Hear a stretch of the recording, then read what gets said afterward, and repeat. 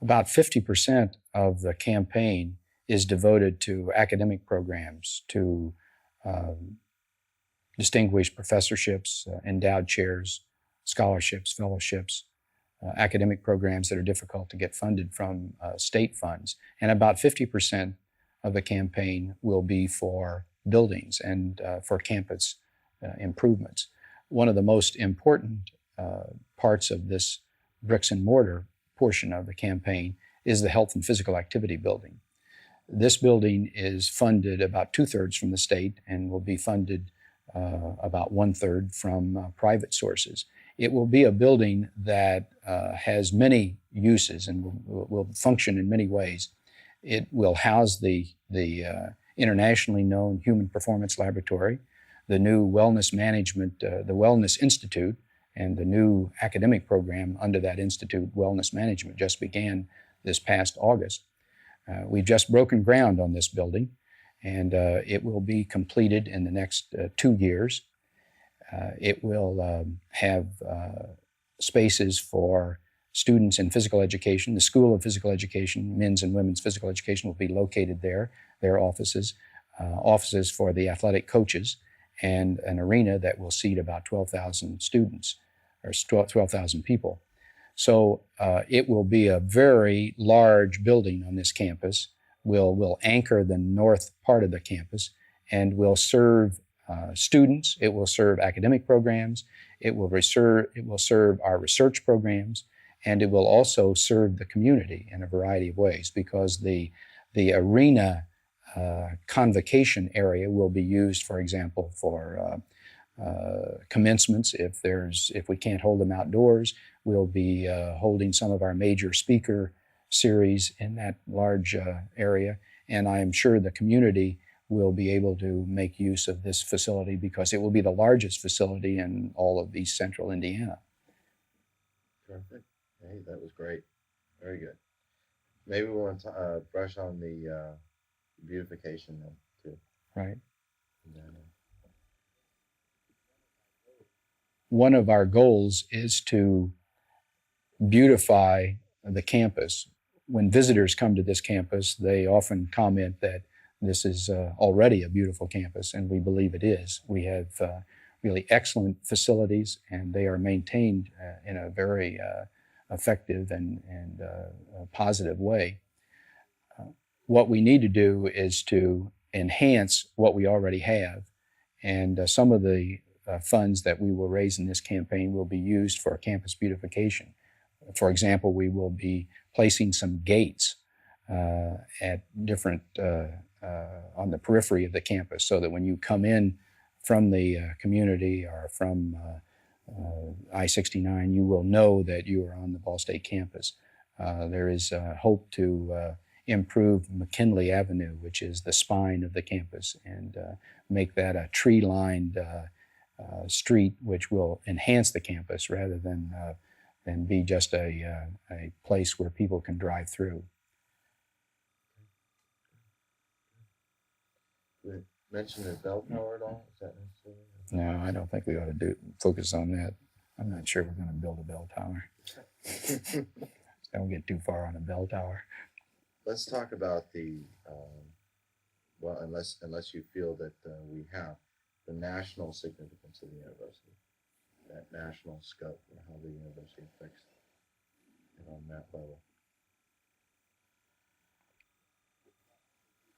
Why don't we do the niche business and see if I can get work in the national business there.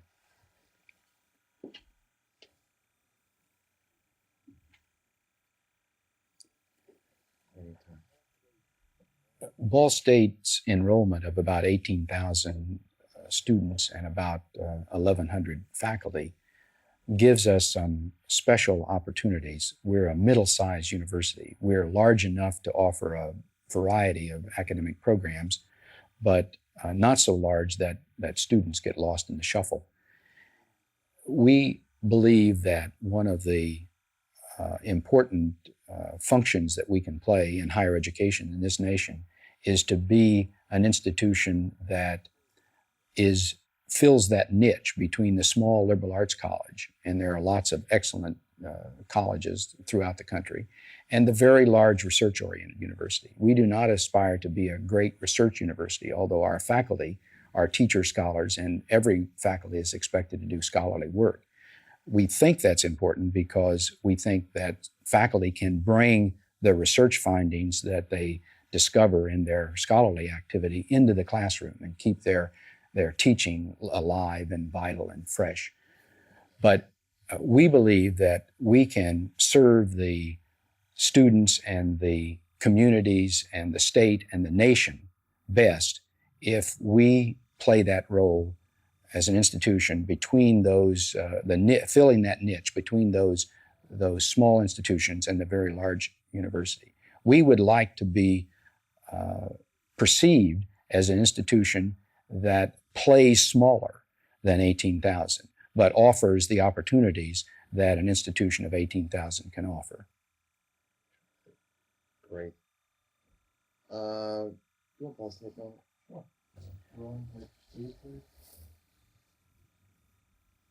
Okay.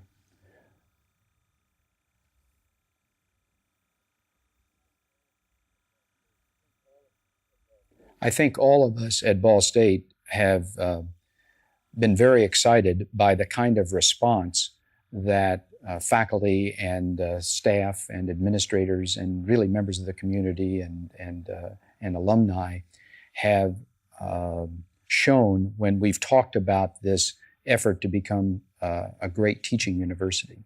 There is a very strong consensus that has developed on our campus that this is the direction that we should go as an institution. And the idea of developing a capital campaign which permits people all over the country who have an interest in Ball State to share in this thrust, to participate, to be a part of it, and to take pride in Ball State is something that is very exciting to all of us. As we have approached volunteers to help us provide the leadership for this campaign, we have been very encouraged by the kind of response that we have received. People have said, yes, I'll help. And they have put in enormous number of hours and contributed their expertise and their experience in how to make this kind of a campaign work and be effective. And that has really encouraged those of us who work at the university. It has encouraged us to believe that we are on the right track and that, in fact, this is a program that can be successful. And so we are very excited about getting on with the campaign and being successful. Perfect. Do we want to tie in that theme, Wings for the Future? Can you look at any kind of Now is the time. Okay. You Okay. know, concluding statement kind of thing? Mm-hmm. one second. Okay. One moment. We think this is an excellent time for Ball State to be launching a capital campaign. First of all, we are a very strong university already. And that's because of the work and the effort and the dedication of many people over the past 67 years. It started with the Ball family when the institution was purchased and given to the state and became Ball State Teachers College, and then in 1965, Ball State University. And people like President John Emmons and others who have come after him have consolidated and strengthened the institution. And we're now at a position where we can actually move ahead, where consistent with the theme of this campaign, Wings for the Future, where we can soar to greater heights.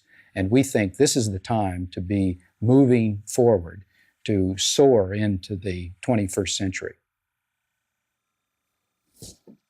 All right. Great. Good. Just pause tape. Bring up the. Okay. It's nice. Get the down donation. Okay. Last February, I had the opportunity to meet with some alumni groups on the West Coast.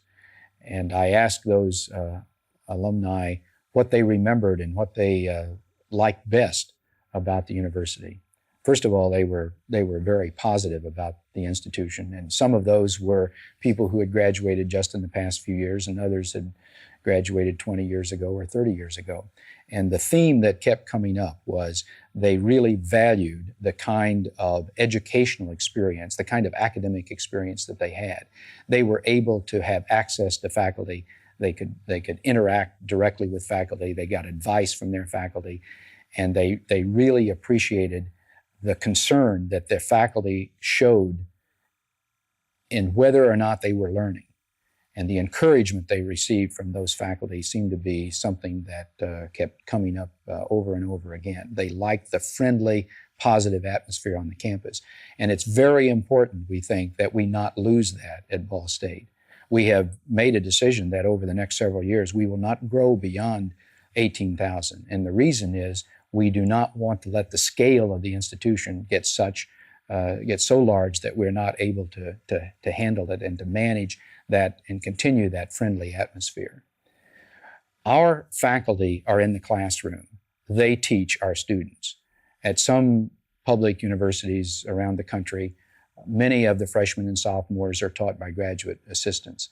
We use very few graduate assistants to teach courses at Ball State. Our courses are taught by faculty and oftentimes by senior faculty. That's a nice statement.